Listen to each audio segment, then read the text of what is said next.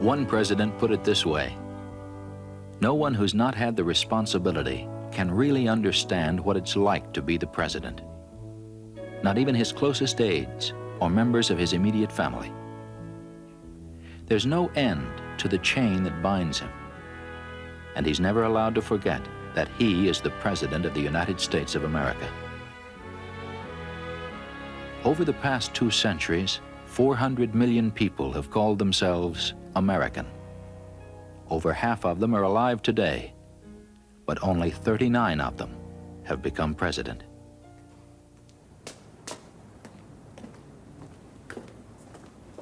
Today, the whole world is involved with this office, and this man, and the future of this nation.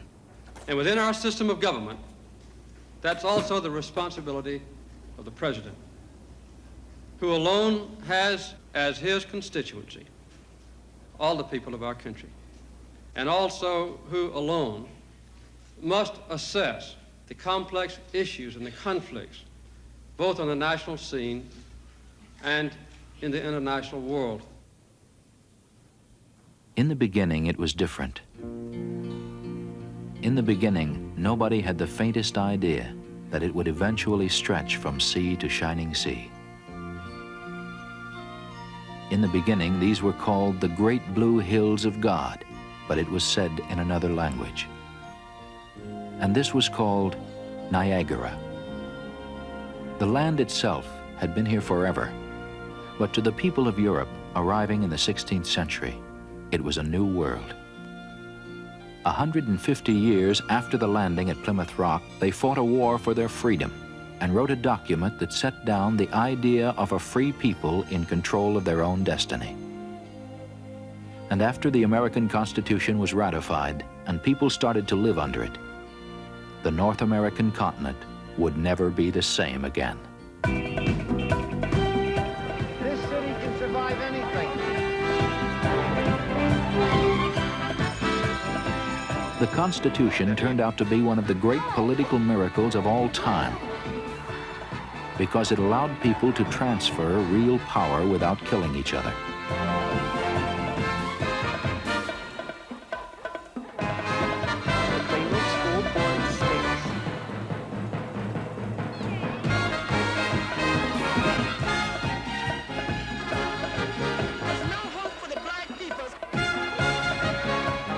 One office used for the transfer of that power is the presidency.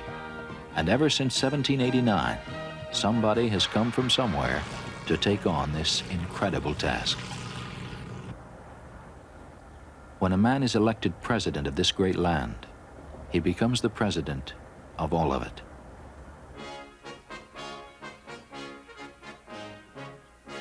Over the past 50 years, the American president has become an international figure, seen and heard everywhere, every day. We have 2 great objects as set out in the Democratic platform. That's the welfare and the prosperity of the United States of America and the welfare and the prosperity of the world as a whole. And while this bill does not solve our problems in this area, I do not believe it is a valid argument to say this bill isn't going to do the job. It will not. But it will do part of it. I must and will oppose such an unsound tax proposal. I most earnestly hope that it will be rejected by the Congress. Especially, I hope you feel the same way. You people must have faith. You must not be stampeded by rumors or guesses. Let us unite in banishing fear. But no president has been entirely beloved in his own time. Putting them down is one of the favorite pastimes of American politics. Of Franklin D. Roosevelt, it was said, "He is a liar, a thief, a madman given to bursts of maniacal laughter, a Bolshevik." Of James Buchanan, it was said, "If ever a man deserves hanging, he does." Woodrow Wilson was described as lily-livered.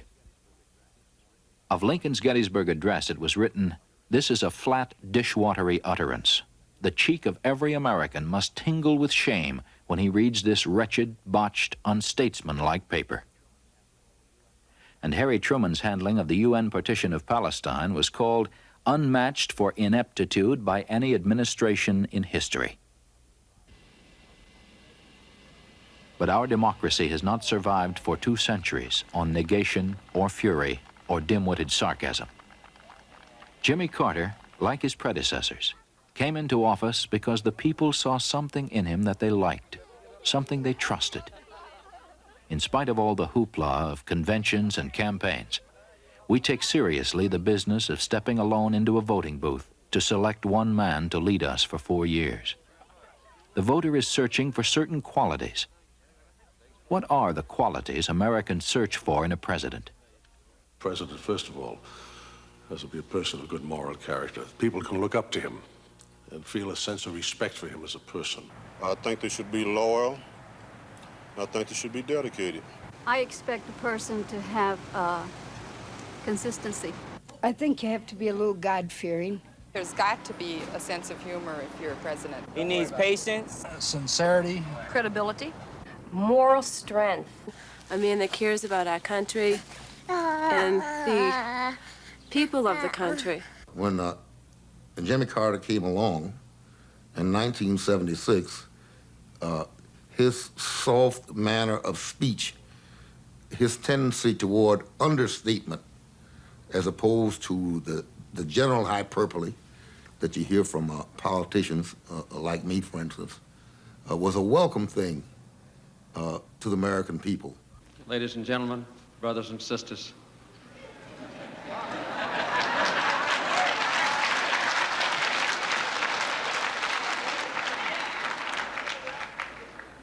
I'm glad to be back here in this church. I came here as a candidate. I was received with open arms. I'm back here as president now, received again with open arms. I think to have a president who can listen and who does listen as well as talk is a refreshing change of pace. We're not the first ones who face difficult times. We're not the first ones that sought for full freedom. We're not the first ones that sought to find the promised land. We're making progress down the road together. But I don't claim that we've yet reached the promised land. He's deliberately opted for, very appropriately, I think, for a style which says, I'm going to share with you the complexity, the reality, the frustrations, the victories and the defeats. And we're going to get the process off the stage and into the reality of daily life. In order to be a good and an effective president, an individual has to be honest, intelligent. One that sounds like he's not just giving you a line. An advocate of civil rights. Concerned about cities and towns. Concerned for working man. Concerned for the people and for their problems. Knowledgeable about the arena in order to get something done. Someone that's actually interested in what the people feel even after he's elected and not just trying to get him into the White House. They not only have to be sincere, but they have to be able to accomplish something with their sincerity. No one in history has been better to senior citizens. He saved the Social Security system. He gave more money to education than any president in history. He saved New York City and New York State. He revamped the civil service system. He deregulated airlines. But there are those out there that have you think that the Congress accomplished nothing of the Carter legislation. Truth is that we've passed about 80% of all the programs that the president has sent up. He's dealing with the pent-up problems of our economy and inflation and the decline in the growth of American productivity. These are not problems that are created overnight by a president. They are long-term problems that come into being and have to be addressed. I think one of the outstanding records of Carter and his administration has been in their recognition of the help that cities need and the kind of response they've given to mayors like myself, the important financial assistance that we've received in order to try to create jobs and development in our cities. And while you may not solve all of the problems of the world by throwing money at them, I can assure you that you are not going to solve them if money is not available to somehow deal with these very expensive problems. It is sheer deception to promise the American people that we can have this enormously expensive and unfair tax cut that we can dramatically increase defense expenditures even above and beyond the substantial levels I've recommended, and that we can sustain our programs in education, employment, health, and other areas, and that we can exercise budget restraint at the same time. You all know that this kind of hasty offer can only be called by one word, and that's irresponsible, and we will not stand for it. A president should be honest. He should be able to handle a lot of problems. When things come up, he should know what to do, not freeze under pressure. Someone who can really think on their feet. There's somebody who can make tough decisions. Who is willing to speak up and fight for the things that he believes in. Regardless of how it affects his political status. One of the qualities we in this profession admire is courage, political courage. And this president has a lot of that. He may speak softly, and he looks soft to some, but he's a tough man. Now, for example, from the time of President Kennedy, everyone, every Secretary of State, every president said that something had to be done about Panama because it was a disgrace to us that we, while we were speaking of the evils of colonialism, were actually practicing this. But every president made it a point to pass it on to his successor. This president decided that the time had come to clean this page from our history books. And although every political advisor told him to lay off and pass it on to his successor, he tackled that. In effect, it has saved the United States and some of our young men from having to serve in conditions of war in our Western Hemisphere for the first time, because Jimmy Carter had the fortitude, the courage, and the political courage above all, because he hasn't ducked any of these political issues because it's a presidential year or because it would hurt his chances for re-election. We've been talking about energy since 1952. Harry Truman, when he left us, he told us America in the 70s would have an energy crisis. Nobody did anything about it. The various presidents, the various Congress, or the people themselves. Jimmy Carter spoke to Congress and spoke of the energy problem as the moral equivalent of war. Well, there were people who scoffed at that. Some people, with their tongues in cheeks, thought of it as a flight of rhetorical fancy. But as a matter of plain fact, Jimmy Carter's prophecy has almost come true. When he got low in the polls, that to me was his badge of honor, because I knew the fact that he was low in the polls meant that he was willing to do the right thing, even if it wasn't, for the moment, the popular thing. Well, Jimmy Carter's one of these people that I call a workhorse instead of a show horse. He's good at the hard, tedious job that any executive's got to do. He's not all that good in bragging on himself or pointing out the achievements. Jimmy Carter doesn't act like a politician is supposed to act up here in D.C. But this is what the people wanted. And this is what Jimmy Carter offered the people. And this is what he has given us. He has given us independence of the corrupted processes. He has given us independence of the vested interests. He's stuck to his guns with a firm belief in the ability of the American people, who are decent people, to understand that while things may be tough, that nonetheless, that maybe that's the road to go.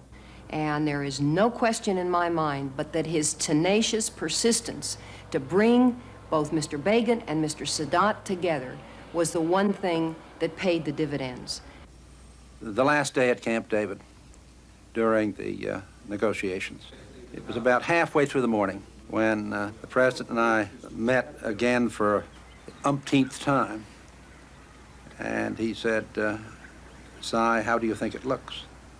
I said, "Mr. President, I think we've crossed the final hurdle. We're going to get there." And he said to me, "I believe it too. I really think that we have finally achieved it." And I remember that this was a moment that was thrilling to both of us, because we suddenly realized that we had reached an historic agreement that might change the future of the Middle East.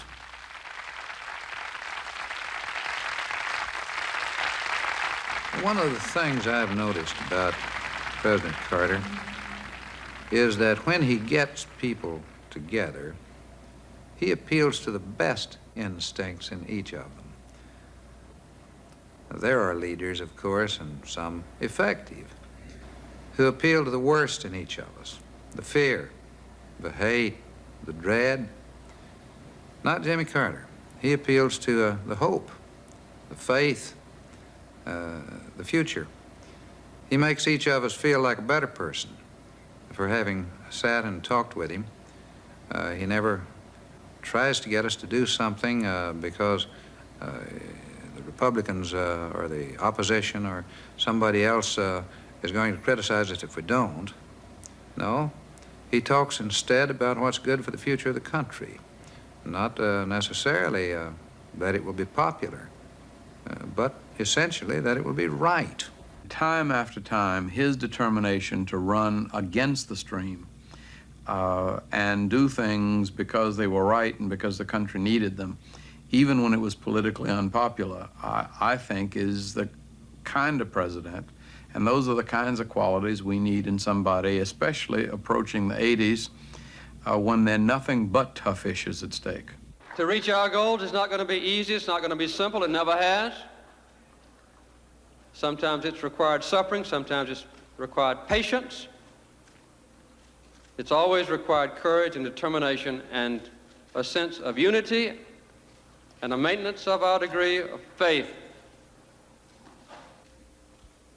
Ours is a great country. We're all in it together.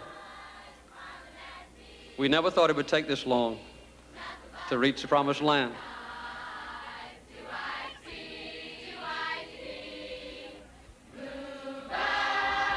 But we're moving in the right direction.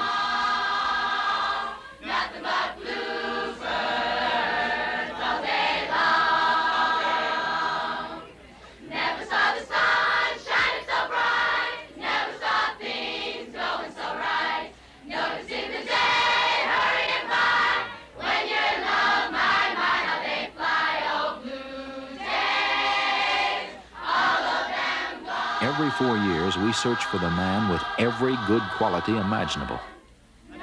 We can put him together in our minds, of course. That's not hard to do. We can always see him through the simplifying mist of memory.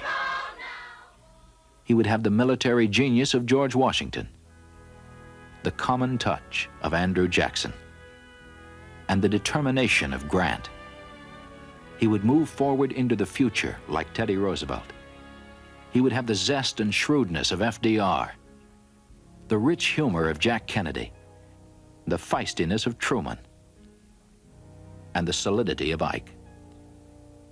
He would be as humane as Thomas Jefferson and as quietly persistent as Abe Lincoln. But we're not electing a statue this November. We're electing a president. And although every political advisor told him to lay off and pass it on to his successor, he tackled that. Jimmy Carter doesn't act like a politician is supposed to act. Well, Jimmy Carter is one of these people I call a workhorse instead of a show horse. He does the thing that people say can't be done, doing the Panama. He makes each of us feel like a better person for having sat and talked with him. Ladies and gentlemen, the President of the United States. Good evening. It's now just a month before one of the most important elections we will have had in many years. I'd like to take a few minutes tonight to discuss quietly with you the choice you will be making on November 4th. It's a choice about the future of this nation. As President, I am the American official who represents all of you as I make difficult decisions here in the White House. This job has at the same time tremendous isolation, overexposure in the press, and tremendous responsibility. But I've not been dazzled by the office, nor exhausted by the responsibility. I'm doing the job now as an experienced and established president with a workable vision of the future. I understand your problems better today than I did 4 years ago, and I'm running again determined to resolve those problems so that we may all take advantage of the wonderful opportunities in our great and free land. Our commitment to freedom and justice, our shared ideals, our strong families and communities, these are the foundations of America's strength. Let me look briefly beyond day-to-day politics. Well, this is not simply an election between two candidates. It's an election between two American futures. In order to arrive at the best future, we must stay on the best road, and the best road is not always the smoothest one.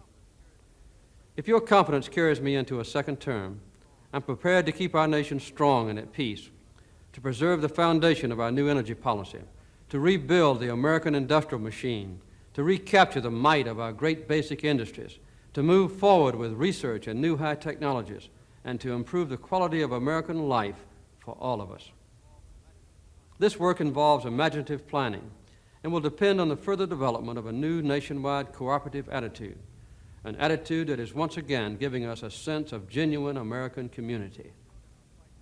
As we showed in our Fight for a Sound Energy program, we will never sidestep tough problems, and what we have already accomplished will allow us to do much more.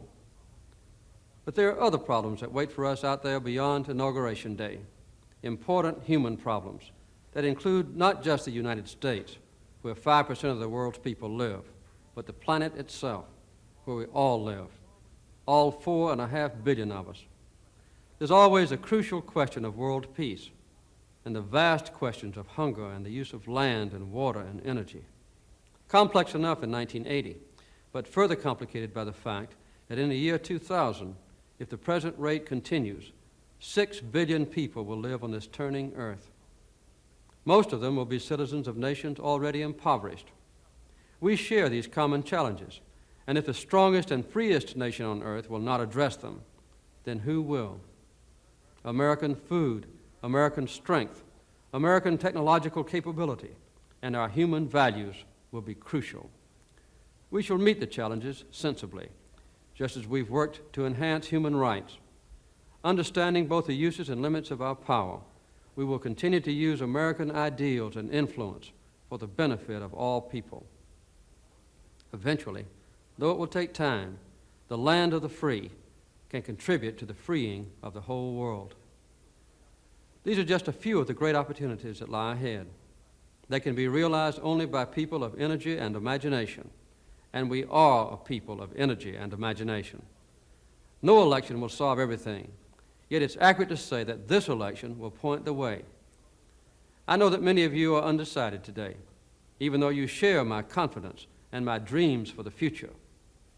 I hope that in the weeks ahead, you'll give serious consideration to which path we will take on November 4th.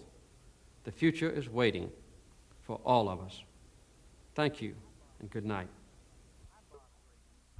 I'm Bob Graham, and I'd like to talk with you about Jimmy Carter. I supported him in 1976, and I'm solidly for him today. Florida has faced more than its share of crises during the last 2 years. In each one, we've had a friend in President Carter. No matter how rough the road, Jimmy Carter has never been afraid to take it. I like that. I'm going to vote for him on November the 4th. I hope you will join me.